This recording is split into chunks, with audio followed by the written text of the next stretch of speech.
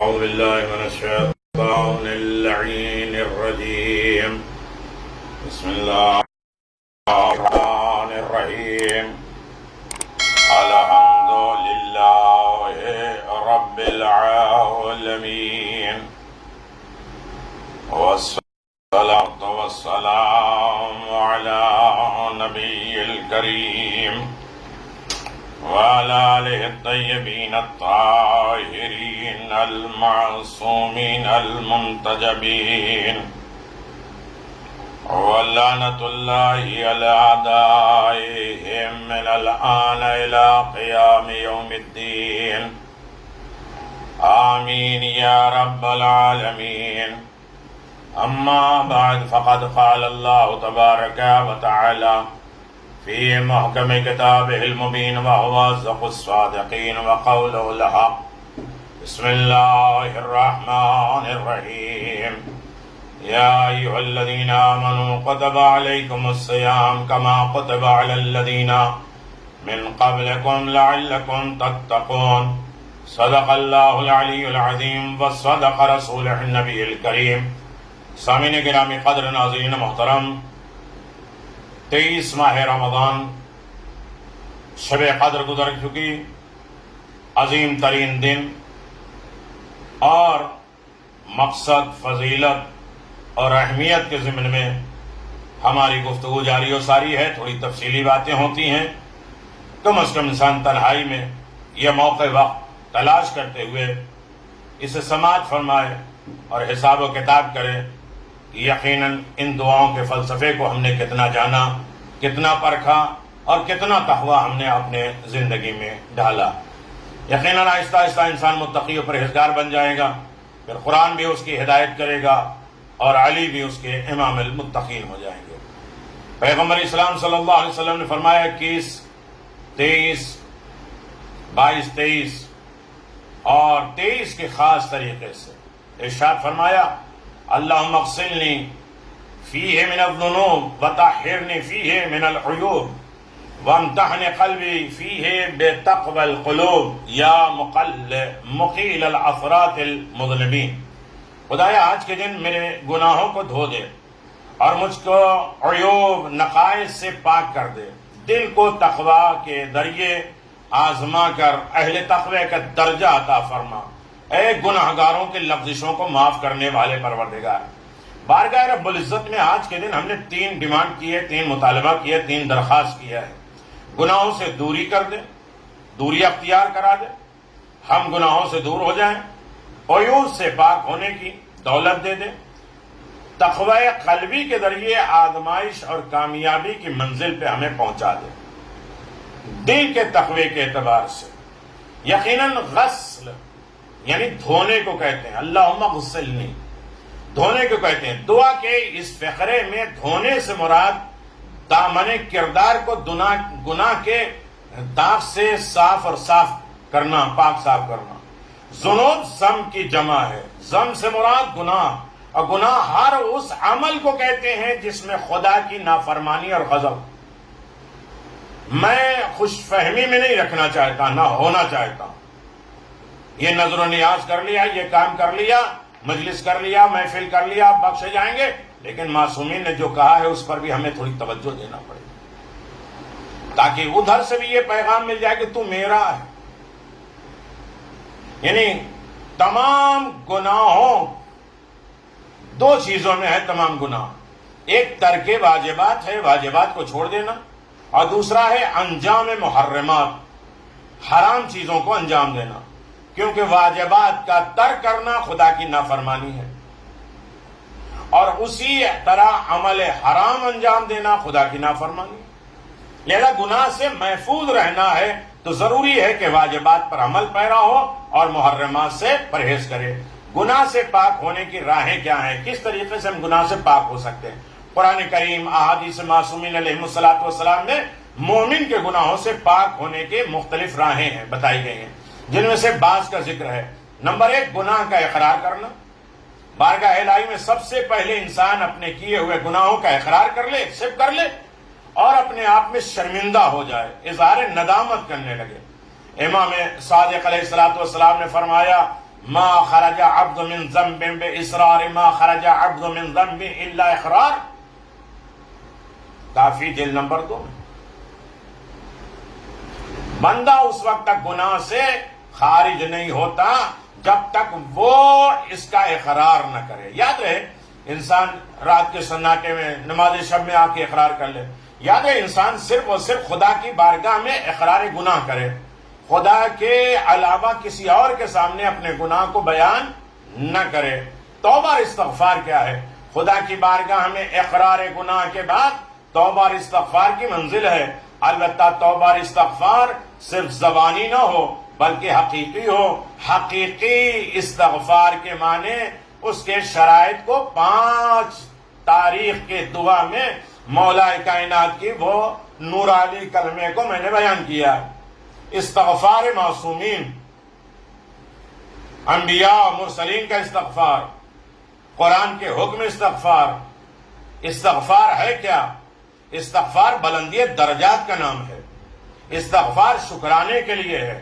وہ 13 چیزیں ہیں جو استغفار. ہم سمجھتے ہیں گناہگار ہیں نہیں تو استغفار کیوں کریں؟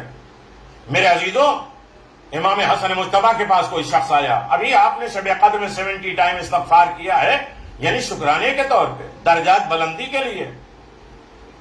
امام حسن مجتبیٰ کے پاس ایک شخص آیا، میں گناہگار ہوں، بے روزگار ہوں، بزنس ختم ہو گیا، بیماری ہے، یہ دکھ ہے، یہ درد ہے، یہ پریشانی ہے، لا ولد ہے.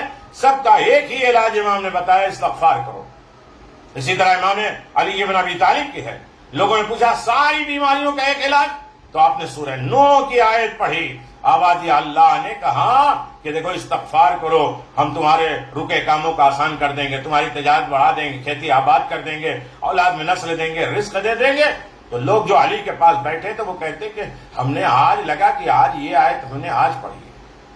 تو سب سے پہلے توبہ اور استغفار گناہوں کے کفارے کا ذریعہ ہے، ختم کرنے کا ذریعہ ہے، گناہوں کو اپنے سے دور بھگانے اور دھل دینے کا نام ہے.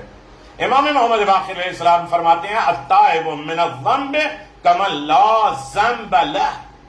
گناہ سے حقیقی توبہ کرنے والا نہ گناہ کرنے والے کی طرح ہے. اس کے نام عمل میں گناہ رہے گا ہی نہیں، ایسا لگے کہ اس نے گناہ کیا ہی نہیں، اس نے حقیقی توبہ کر دی. نمبر 2، واجبات نمازوں کو قائم کرنا، اول وقت ادا کرنا، اسے اہتمام کے ساتھ پڑھنا، توجہ کے ساتھ پڑھنا، لگے کہ ہم کس سے بات کر رہے ہیں. یہ سارے گناہوں کا کفارہ ہے. گناہوں کے بخشوانے کی راہوں میں ایک اہم راہ نماز کو قائم کرنا ہے. قرآن کریم میں ارشاد رب العزت ہے اقیموا الصلاۃ طرف النہار زلفا من اللیل ان الحسنات یذہبن السیئات. اللہ اکبر، ارشاد القلوب. پیغمبر نے فرمایا آپ دن کے دونوں حصوں میں اور رات گئے نماز ادا کریے، نیکیاں برائیوں کو ختم کر دیتی. اچھی نیکیاں برائیوں کو ختم کر دیتی. چوتھا عمل جو انسان توبہ استغفار کی منزل پہ چلا جائے، اپنے گناہوں کو دھل دے، نماز شب. جب انسان گناہگار ہوتا ہے تو نماز شب کے توفیق سے محروم ہو جاتا ہے، سلب ہو جاتا ہے، یا کوئی مشکوک چیز کھائے، حقوق کی پامالی کرے. نماز شب کے سلسلے میں 22 ویڈیو ہماری آ چکی ہے، آپ دیکھیے، اس میں سلسلے وار گفتگو ہے. امام صادق علیہ السلام نے فرمایا صلاۃ المؤمن باللیل تذهب بما عمل من ذنب بالنہار. مومن کی نماز شب میں انجام دیے گناہوں کو پاک کر دیتی ہے. اللہ اکبر. پھر اس کے بعد حج اور عمرہ سارے گناہوں کو ختم مٹا دیتی ہے. الحجۃ ثواب الجنہ والعمرۃ کفارۃ من کل ذنب. حج واجب کا ثواب جنت ہے، عمرہ ہر گناہ کا کفارہ ہے. بہت مختصر، بہت تشریح نہیں. چھٹی چیز جو ہمارے گناہوں کو دھلنے کا سبب ہے زیارت امام حسین. ایسے بند میں امام حسین کا ذکر نہ بند کرو. کیسے ہوگی مجلس، کیا ہوگا، سب بند ہو جائے، ذکر حسین نہ بند. حسین کا دروازہ کھلا رکھو، ساری بیماریاں خود بخود نکل جائیں گی، ساری پریشانیاں خود بخود ختم ہو جائیں گی. اپنے مرحومین کے لیے ذکر حسین اپنے لیے ذکر حسین، اپنی آل اولاد کے لیے ذکر حسین، خاص طریقے سے اپنے لیے ذکر مولا۔ کل بحمدللہ 4 جگہ اعمال شب قدر کرانے کا موقع ملا، ہر جگہ 2.5 سے 3 گھنٹہ صرف قرآن کے عمل ہوئے۔ گریا، فریاد، آہ گریا، ہر انسان محسوس کر رہا تھا کہ ہم گناہگار ہیں۔ نے کہا ہر غم میں تم روئے ہو، آج خوف خدا میں رو کے دیکھو۔ امام حسین کے توسل سے، امام حسین خوف خدا کیسے رکھتے تھے، امام حسین ہمیں کس طرح سے خدا کی طرف بلا رہے تھے۔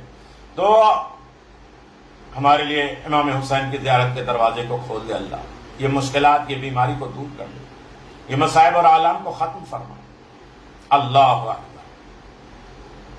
زیارت امام حسین نماز شب میں اور شب قدر میں الفت آل محمدی تو مانگنا ہے، امام زمان سے رابطہ ہو جائے، یہی تو مانگنا ہے،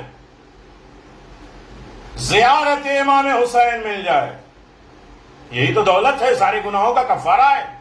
امام رضا علیہ السلام نے فرمایا اپنے صحابی ابن شبیب سے، یعنی چھوٹی دعا پڑھنے کا مطلب یہ ہے کہ اس کی گہرائیوں میں جائیں، اس کے اہتمام کے ساتھ پڑھیں۔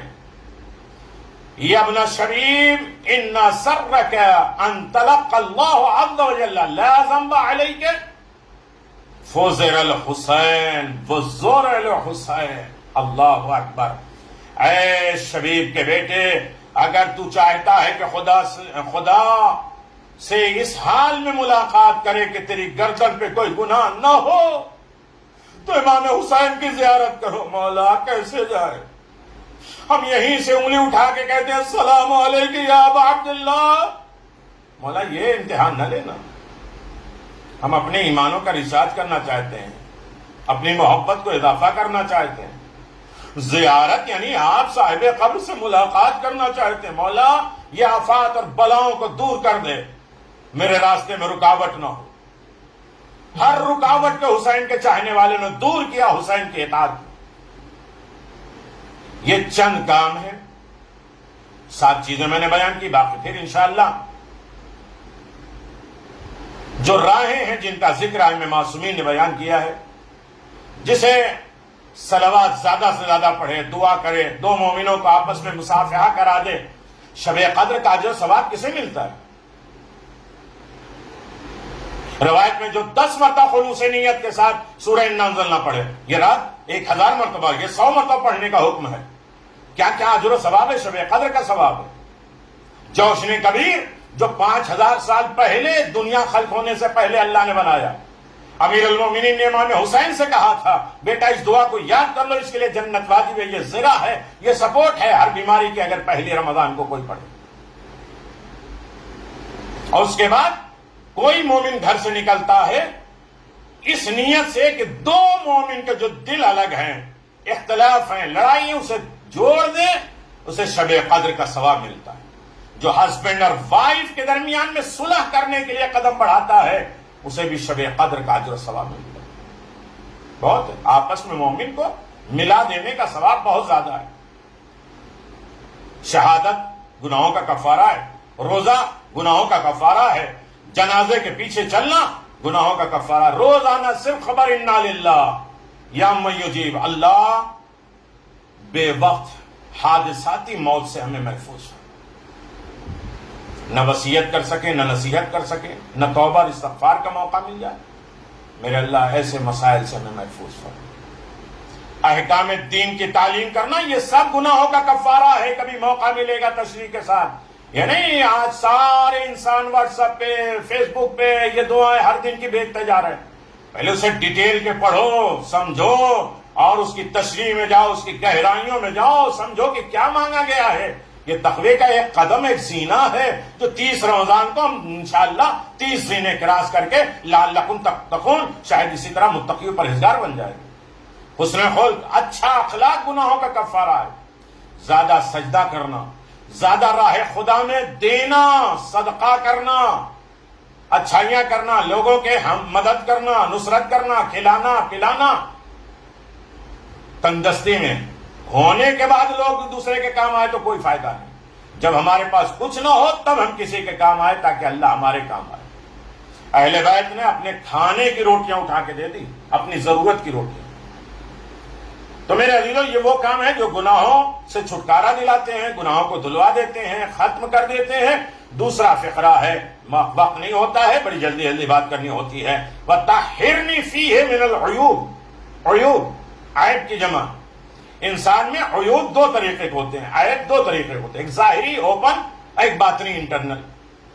مگر عیوب سے مراد باطنی عیوب، اندر کے، ہمارے اندر کے فتنے، اندر کے جلسی، اندر کے جو ہے وہ ایک دوسرے کے غیبت، بہتان، یہ سارے الزامات، یہ بدزنی، بدسلوکی جو زبان کے 40 گناہ ہوتے ہیں، یہ عیوب۔ کیونکہ ظاہری عیب دراصل جسمانی نقص ہے، جسمانی بیماری ہے، یعنی انسان کے پارٹ آف باڈی میں کسی عضو میں کسی حصے کا ناقص ہو جائے، ہاتھ معاذ اللہ شل ہو جائے، آنکھیں خراب ہو جائیں، اسی طرح ظاہری عیب کوئی گندگی پلیدگی نہیں ہے کہ ہاتھ ٹیڑھے ہو جائیں، لیکن اندر کی اگر بیماری ہو جائے، حسد ہو جائے، کینہ ہو جائے، تکبر ہو جائے، خود پسندی ہو جائے، عجب ہو جائے، یہ دراصل باطنی خباثت ہے، برائیاں ہیں، جس کی وجہ سے انسان کا نفس، اس کا عمل معیوب ہو جاتا ہے۔ کم از کم روزے کی حالت میں اپنے آپ، اپنے بازو پکڑ کے ہم کہیں اسمع افہم، سن اور سمجھ۔ ہم نے دوسرے کے اعمال تو بہت چیک کر لیے، تھرمامیٹر لے کے دوسروں کی نیکیاں کو بہت چیک کر لیے، آج ماہ رمضان میں اپنے آپ کو چیک کرنا ہے، کتنے پلس ہیں، کتنے ایمانی جذبات ہیں، کتنی بیماریاں خرابیاں آ گئیں۔ اللہ اکبر۔ معیوب عمل، عیوب عمل بارگاہ رب العزت میں قابل نہیں ہے، قابل قبول نہیں ہے۔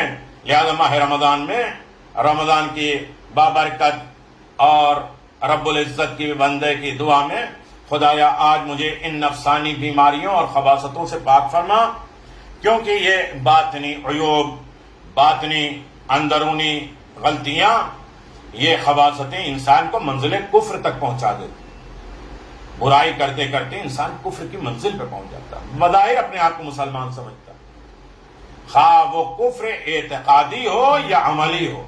کوئی عقیدن کفر اختیار کرتا ہے، کوئی عملاً کفر اختیار کر لیتا ہے، تو دونوں تمام عیوب سے ہمیں پاک رکھنا ہے۔ امام جعفر صادق علیہ السلام نے فرمایا، یہ ہمیں یاد رکھنا چاہیے، اصول الکفر ثلاثۃ الحرص والاستکبار والحسد فاما الحرص فإن آدم حين نحي عن الشجرة حملت الحرص على أن أكل منها، أما الاستكبار فإبليس حيث أمر بالسجود لآدم بأبي، أما الحسد فأبنى آدم حيث كل عدمه صاحب۔ کفر کی جڑیں تین ہیں۔ ہم کسی کو کافر کہیں، پہلے یہ سوچ لیں کہ جڑ اور بیس اور بنیاد کبھی ہمارے اندر تو نہیں پائی جا رہی، عقیدہ ٹھیک ہے ہمارا کچھ اور ہو، لیکن عمل تو کفر جیسا ہے۔ ایک حرص ہے، ایک لالچ ہے، تکبر ہے، حسد ہے، جیلسی۔ جب آدم کو جنت سے منع کیا گیا تھا درخت سے، تو حرص، لالچ نے انہیں کھانے پر اکسا دیا۔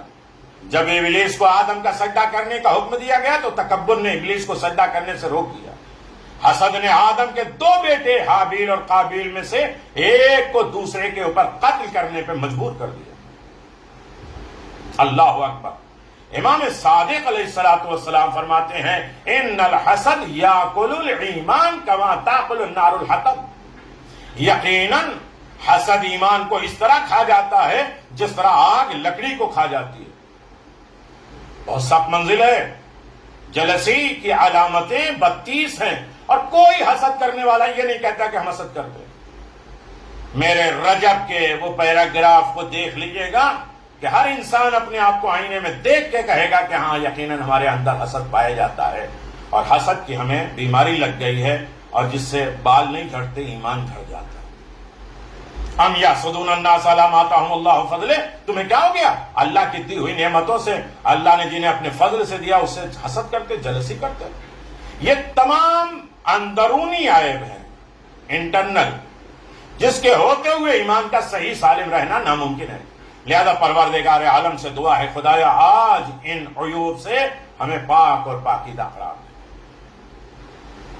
تیسرا جملہ، وامتحن قلبی فیہ بتقوی القلوب، آخری جملہ ہے۔ امتحن فعل طلب ہے، مادہ محن سے باب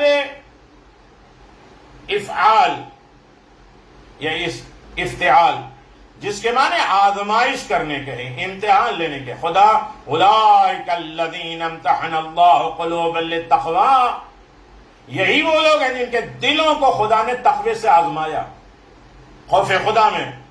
یاد الہی میں آج یہ ساری مشکلات دیکھ لیجئے، اس وقت ہمیں آزمائش تو ہو رہی ہے کہ دوسروں کے کتنے کام آؤ گے، اپنے اعمال کی طرف کتنا متوجہ ہوگے، اپنے انٹرنل مسائل کو کتنا حل کرو گے، اپنی ذات کے اوپر عمل کے اعتبار سے کتنی توجہ کرو گے. سب تیاری کرنا ہے. حادثاتی موت بڑھتی جا رہی. اللہ اکبر. قلبی تقوی، دل کا تقوی. پیٹ کا روزہ الگ ہے، زبان کا روزہ الگ ہے، دل کا روزہ الگ ہے. بظاہر تقوی اور متقی پرہیزگار جھک گیا عبادت گزار بننا. قلبی تقوی اور امتحان قلب کے معنی یہ ہیں کہ خدا کریم ہمارے دلوں کو تقوی اور پرہیزگاری کے ذریعے آزمائے اور اس کی آزمائش کے نتیجے میں ہمیں اہل تقوی سے قرار دے دے. اب تقوی کی بنیاد ایک زینہ آپ متقی بنتے جا رہے ہیں، ہر دن ایک خزانہ اپنے اندر جمع کر رہے ہیں تاکہ آہستہ آہستہ انسان متقی بن جائے. تقوی اسم ہے اتقا سے، جس کے لغوی معنی ڈکشنری معنی ہے بچنے، محفوظ رہنے کے. تقوی کے اس معنی بیان کیے گئے حفظ النفس اما یؤثم، ان چیزوں سے اپنے نفس کی حفاظت کرنا جو گناہ ہیں. جیسا کہ پہلے عرض کیا جا چکا ہے، گناہ دو چیزوں میں ہیں چھپے ہوئے ہیں، اور ایک ترک واجب میں، ایک حرام چیزوں کے انجام دینے میں. تقوی کا کم ترین درجہ انجام واجبات اور ترک محرمات. واجب کو پورا کرے اور حرام سے بچتا رہے، اپنے اعتبار سے نہ واجب رکھے، اپنے اعتبار سے نہ حرام رکھے. تو مومنین کرام، تقوی قلب یعنی دل کو شیطانی وسوسے، ریا، عجب، خود پسندی، تکبر، شہرت طلبی، اپنا اسٹیٹس، اپنا مقام، فکر گناہ وغیرہ، ان تمام چیزوں سے محفوظ رکھے. دل کو خدا کے لیے خاضع، خاشع بنائے، جھکائے خدا کے سامنے. اسی لیے قرآن کو سر پہ رکھ کے عمل کر رہے ہیں. لوگوں نے کہا کہ ہم عمل نہیں کریں گے، اتنی بڑی شرط ہے. ہم سوچتے ہیں بڑا آسان ہے سر پہ قرآن رکھ کے. ارے نور قرآن کو نور عقل میں ملانا ہے، ہدایت قرآن کو اپنی ناقص عقل میں جمع کرنا ہے، اپنے سر کو قرآن کے آگے تواضع اور انکساری کرنا ہے. تھوڑی دیر قرآن ہمارے سر سے ٹچ نہ ہو تو کتنی بڑی قسمیں کھا رہے ہیں. ایک تو سر بھی ہمارا قرآن، ہاتھ میں قرآن، سر پہ قرآن رکھ کے ہم کتنے اللہ کے نام 10 مرتبہ، رسول کے، ائمہ معصومین کے 10 نام لے کے قسم کھا رہے ہیں. جو ایک مرتبہ قسم کھانے سے گھبراتا ہے. جو کچھ بھی قرآن میں ہے، 96 ٹاپک ہے قرآن میں، جو قرآن میں ہے، جس کے ساتھ قرآن میں ہے، جس سے میں ڈرتا ہوں، جس سے امید لگایا ہو، سب کو میں ایگری کرتا ہوں، سب کو مانوں گا، سب کو عمل کروں گا. قرآن ایسا نہیں کہ عمل کرنے کے بعد تھوڑی دیر ٹچ رہا اور پھر قرآن ہٹ گیا، قرآن اپنی جگہ پہ ہمارا سر الگ. نہیں، یہ ٹچ، اس کا گرنٹ کچھ دن تک باقی رہے. نور قرآن نور عقل میں اترتی جائے تاکہ دماغی مکر و فریب، دھوکے، فتنے سے لوگ بچے رہیں. اس لیے کہ اس میں قرآن ٹچ ہو چکا. بہت طریقے سے میں نے اعمال کرائے، تینوں راتوں میں 4 جگہ پہ الگ الگ طریقے سے اعمال کرائے. الحمدللہ قبول کیا ہے تو موقع دیا ہے، توفیق دی ہے تو موقع دیا ہے. ان تمام چیزوں کو فکر گناہ سے محفوظ رکھے، قلب کو خدا کے لیے خاضع اور خاشع قرار دے تاکہ دل اللہ کی ہر نشانی کے سامنے سر تسلیم خم ہو جائے. قرآن کریم نے خود اعلان فرمایا، ذالک من یعظم شعائر اللہ فانھا من تقوی القلوب. یہ ہمارا فیصلہ ہے، جو بھی اللہ کی نشانیوں کی تعظیم کرے گا، یہ تعظیم اس کے دل کا تقوی کا نتیجہ ہے. شاعر الہی کی تعظیم، اللہ کی نشانیوں کی تعظیم، رسپیکٹ، ادب، احترام، تقوی قلب کے درمیان ربط، کنیکشن روز روشن کی طرح واضح ہے. کیونکہ ایک ریاکار، دکھاوا انسان کرنے والا ممکن ہے دوسروں کو دکھانے کے لیے اللہ کی خاص نشانیوں کو ظاہری احترام اور تعظیم کرے، مگر اس کا دل نہ جھکا ہو. الہی نشانیوں کے آگے حقیقی تعظیم اور تکریم وہی ہے جہاں سروں کے ساتھ ساتھ دل بھی جھک جائے. میں نے کہا نا، مجلسیں کریے، کروائیے. یہ آن لائن ہوتا ہے، کون کچھ مانگ رہا ہے؟ مرحومین اپنے نام بھیجتے ہیں، ماشاءاللہ مجلس ہوتی ہے، کافی لوگ دیکھتے ہیں اور بھیجتے ہیں. کم از کم ایسے وقت میں ذکر حسین بند نہ کریں. خدا کریم کی بارگاہ میں دعا ہے کہ خدایا ہمیں حقیقی تقوی قلب عطا فرما تاکہ ہم تیری وحدانیت کے جلوے کو دل کی نگاہوں سے دیکھ سکیں، جس طرح امیر المومنین نے کہا، ان کے جلوے کے سامنے حقیقی طور پہ تعظیم و تکریم بجا لا سکیں، اور ہمیں ہر فتنے آفات اور بلاؤں سے ہمیں محفوظ فرما، عزت و کامرانی کی زندگی عنایت فرما۔ دل کا تقوی انسان کے ہر عضو کے لیے ایک تقوی ہے، یعنی انسان اپنے جسم کے ہر حصے کو گناہوں سے محفوظ رکھے، آنکھ کو، کان کو، زبان کو، ان تمام اعضاء کے لیے تقوی ہے، مگر ان ظاہری اور باطنی قوتوں کے لیے سرچشمہ دل ہے۔ یہاں قلب سے مراد پہلو میں دھڑکنے والا گوشت اور لوتھڑا نہیں، بلکہ قرآن کریم کہیں قلب سے مراد عقل و ادراک کہتا ہے۔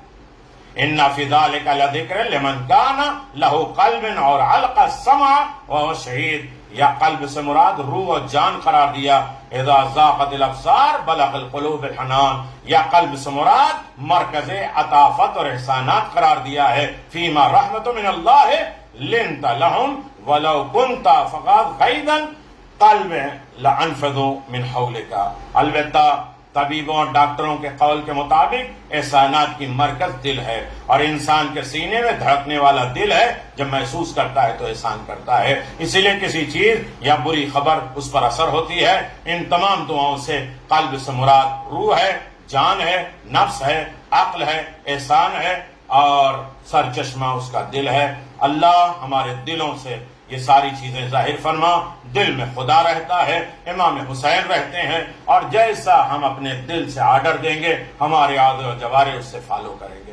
خداوند عالم ایسی تاریخوں میں ہمیں زیادہ سے زیادہ بارگاہ رب العزت میں عبادت کرنے کی توفیق عنایت فرما، اور تمام دہشت گردیوں سے ہمیں محفوظ فرما۔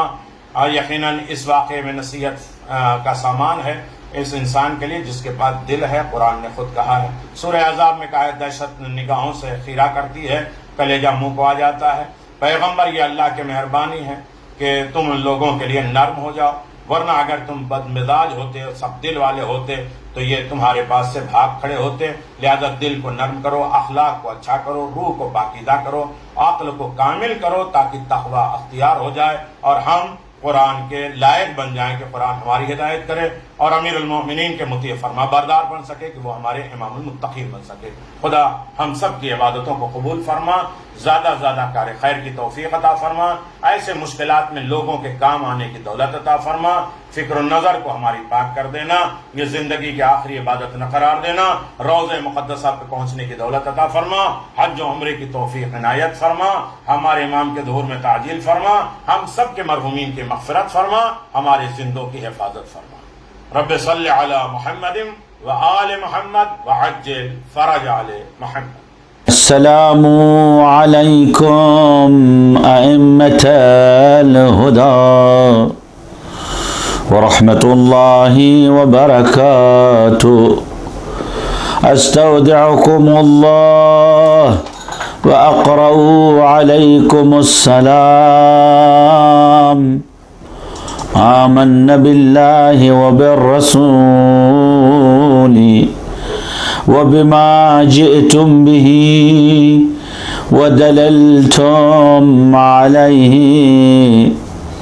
اللهم فاكتبنا مع الشاهدين۔